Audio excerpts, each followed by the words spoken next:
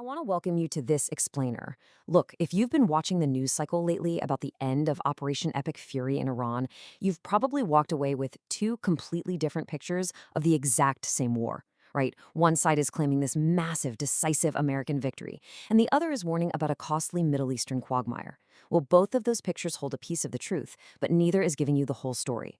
While I was digging through the case file and analyzing over 120 sources, I found an anomaly, and it's an anomaly that completely reframes the administration's declared victory over Iran, coming straight from the classified record. So, check out this sequence of events from May. On May 7th, a classified CIA assessment leaks to the Washington Post.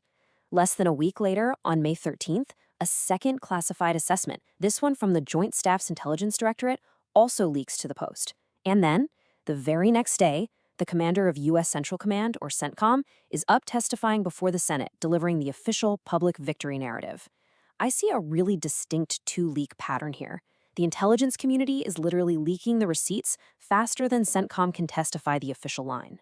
Which creates an immediate mystery that we have to explain. I mean, why are the public story and the classified records saying two entirely different things? The Secretary of Defense actually responded to that second leak by opening a formal investigation.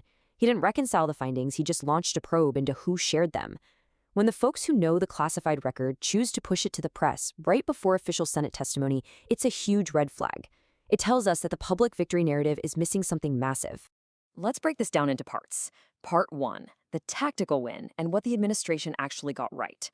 Let's start with the floor everyone is standing on here. Tactically speaking, the US absolutely won the campaign it announced. To understand where the story breaks down, we first have to acknowledge the facts that nobody is debating. The administration set out to heavily degrade Iranian capabilities, and they did exactly that. The CNTOCOM commander testified to these massive degradation numbers, and honestly, they are defensible and true as far as they go.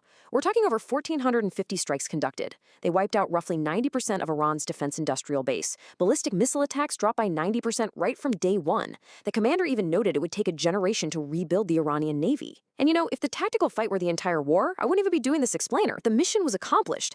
But this is exactly where the public story hits a wall. Because when I put that CENTCOM testimony right next to the leaked CIA numbers, you can clearly see this massive gap in the narrative. The CIA leak doesn't dispute what the US destroyed at all. It focuses on what Iran still has left. According to that assessment, Iran retained roughly 70% of its pre-war ballistic missile stockpile. Even crazier, they still have operational access to 30 of their 33 missile sites along the incredibly strategic Strait of Hormuz. So CENTCOM is telling us all about the damage inflicted, while the CIA is quietly warning us about the massive leverage Iran still holds. Which brings us to part 2, the uncounted bill, the actual cost of winning that battle. To understand the real strategic cost here, we have to look at a structural finding that neither side of the political aisle is framing properly. We paid a huge price for that tactical win, but the bill wasn't just paid with the $29 billion spent. It was paid in something military planners track obsessively, and it's something that changes the entire global balance of power. Before we get into the raw numbers, I need to define a term for you: capability burn. It's honestly the most important concept in this entire explainer. Imagine your home defense strategy relies on this high-end, specialized security system, but you use up all the batteries fighting off a minor threat in the yard. Capability burn is what happens when a military fires so many of its highly advanced, expensive missiles in one single fight that it just does not have enough left in the stockpile for the next one.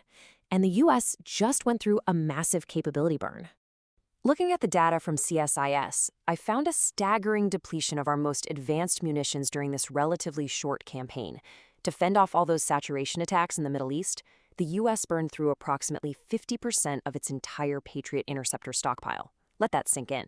We used up more than 50% of our terminal high-altitude area defense, or THAAD, interceptors, and we expended more than 45% of our precision strike missiles, literally half of our premier defensive shield, gone in a matter of weeks.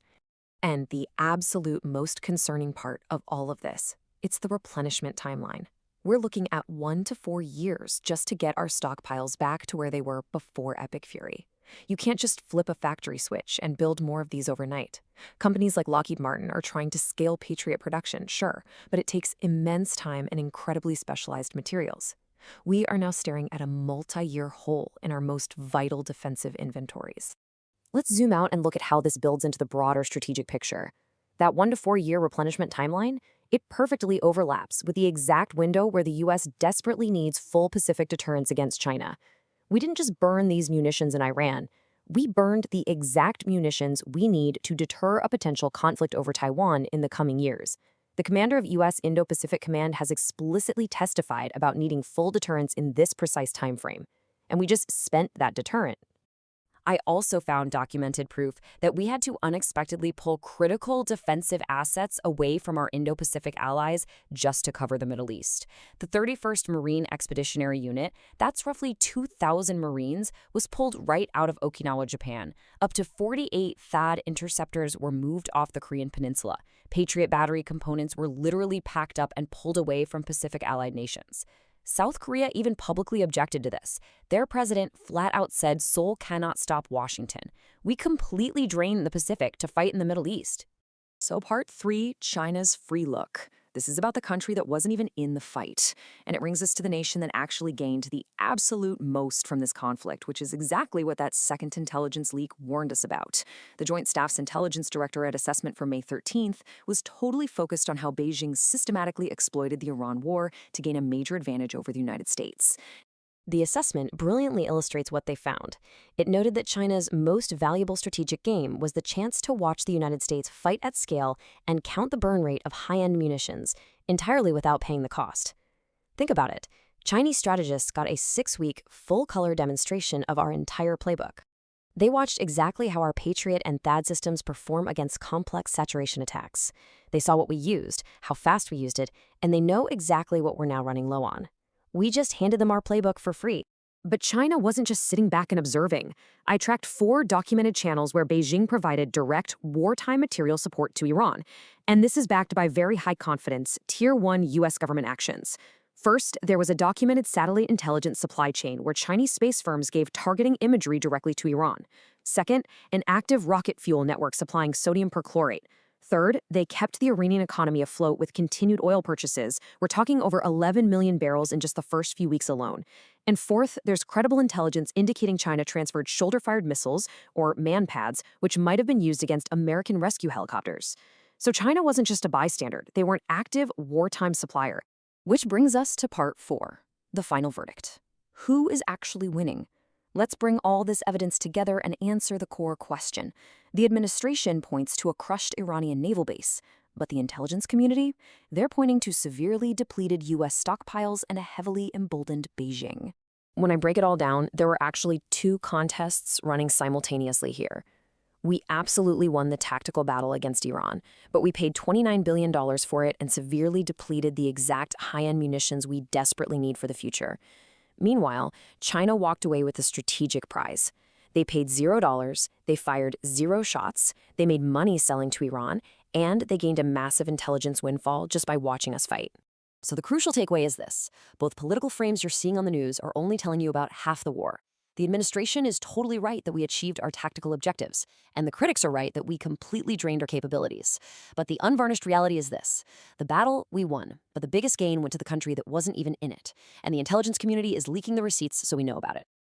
We spent our Pacific deterrent fighting in the Middle East, and we handed China our playbook.